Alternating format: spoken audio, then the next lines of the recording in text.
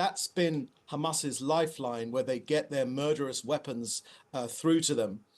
So we've blocked that off. We're destroying the tunnels to ensure that they can't smuggle their genocidal weapons in anymore. And we're taking this war straight to the enemy to destroy them so we can restore peace to the region.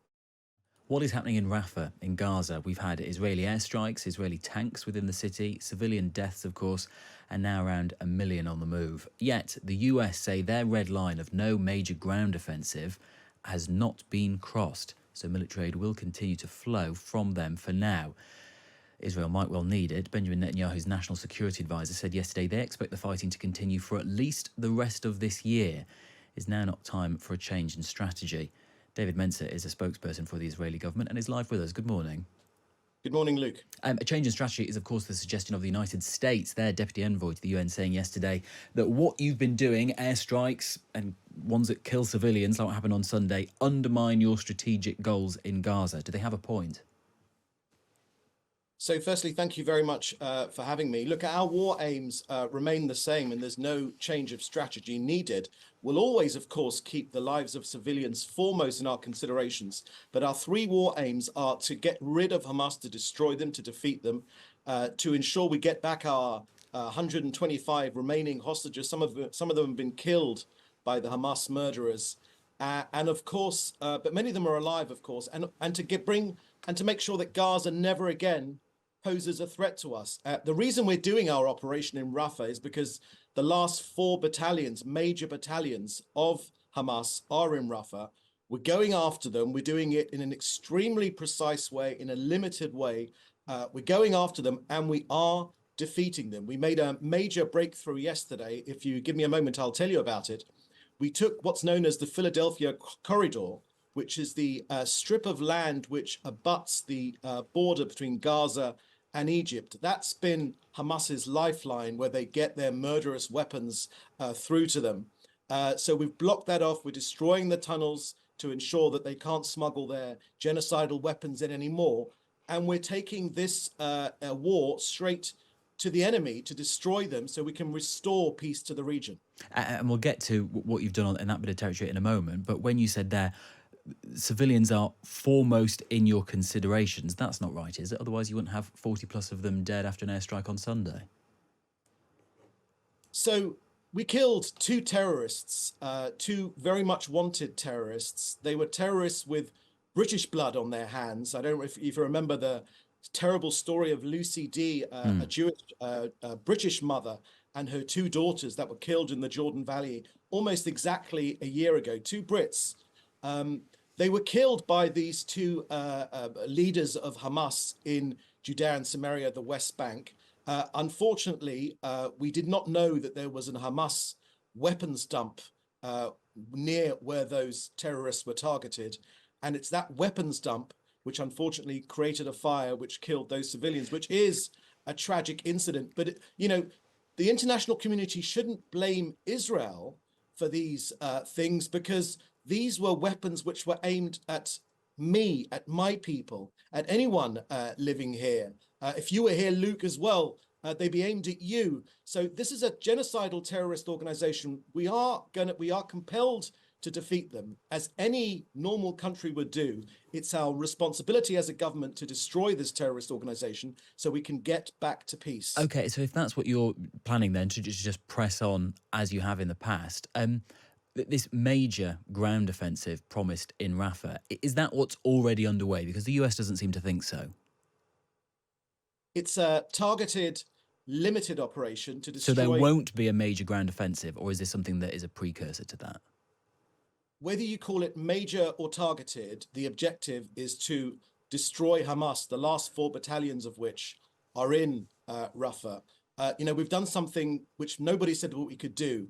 We've moved almost 1 million people out of harm's way. Very, very difficult, traumatic even for those Gazans. But ultimately, we are liberating Gaza from Hamas. The world doesn't see it that way. We're well aware of that fact. But where Hamas have the lowest number of supporters now in recent polls, it's actually in Gaza, because the Gazans have seen the results of Hamas power. Well, I'm not sure you can necessarily rely on a poll conducted in a war zone, especially like one that's happening in Gaza at the moment. But just to bring you back to the point about whether this is that major offensive promised, are you not worried that the US could remove military support from you because they seem close to it? So, Luke, I know there's a frisson of excitement which goes through the international community, many of the media, when they think that they can see daylight between the US and Israel, or Britain and Israel. And the reality is, yes, of course, there are disagreements, but with our American partners, we stand side by side, shoulder to shoulder, and with other democracies, including Britain, because I think both of those countries and other people, and I think all right-thinking people, understand that we're on the front line of this battle.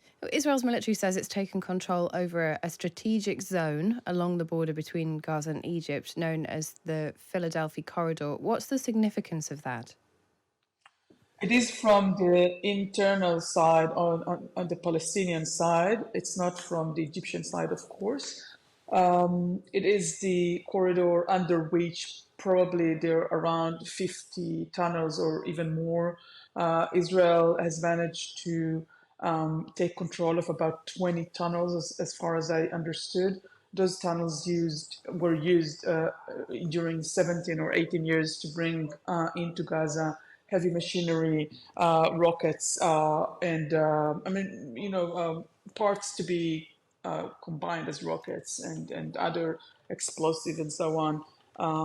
So it was probably the main route through which the Hamas, the terror organization, built its military power. We've been under rocket attack from Gaza for so many years. I mean, I'm not talking just about, here and there. I'm talking about heavy rockets, specifically during the atrocities, this October 7th. It started with around 1,000 rockets that day. All over Israel. So some of the rockets went out for range of over 100 kilometers, for example. Yeah, so that is a significant moment. It's a huge significance. It's probably the biggest strategic achievement to take control of this area. Yeah. Meanwhile, though, Israel's national security advisor does think that this will go on for some time to come. I mean, how likely is it that the fighting will continue throughout the rest of this year, do you think? I personally interviewed him this Monday on the record, and he said to me that we're talking about phase 3, which is not the, phase 3 means that, it's not the biggest part of the war. It is the security control, during which Israel will do probably incursions or other means of achieving security assets, but it doesn't mean that it will be as bad as it is right now. I hope. I mean, I truly hope. I mean, I don't think they can really plan ahead because you never know what the other side will do. But I don't. They mean it to be some sort of a security grip over the area. It doesn't mean that it will be heavy fighting for 7 months. Yeah. And we've been talking all week about the kind of political situation for Benjamin Netanyahu in Israel.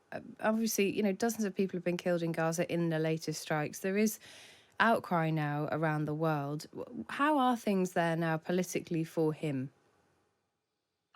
Netanyahu is not a popular prime minister to begin with, even before the war, and after the war, his numbers dropped. There is huge protest going on against him for so many reasons. Basically, from the Israeli side, the big, frustration is over the hostages. Israeli people think that he's not doing enough to bring the hostages home. One of the, issues is stop the war in order to bring the hostages home. I think that's a huge challenge for him, and most of the public, like 60%, think that he wants to make the war longer because and avoid bringing the hostages home. That's the big criticism of him. Yeah. Tal Schneider, thank you for giving us your thoughts and the latest there from Israel. That's Tal Schneider, diplomatic and political correspondent at the Times of Israel.